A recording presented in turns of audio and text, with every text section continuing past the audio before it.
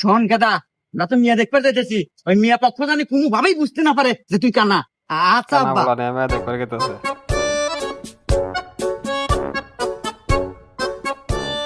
তো বাবা যে আসতে কোনো সমস্যা নাই তো?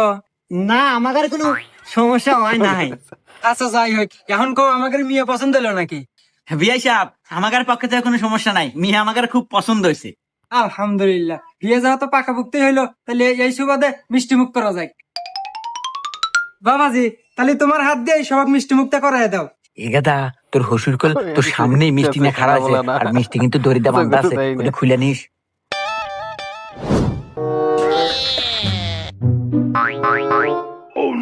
শ্বশুর আব্বা, মিষ্টি তো হুক নক না কে, মনে হয় মিষ্টি ছুরা কম দিছে।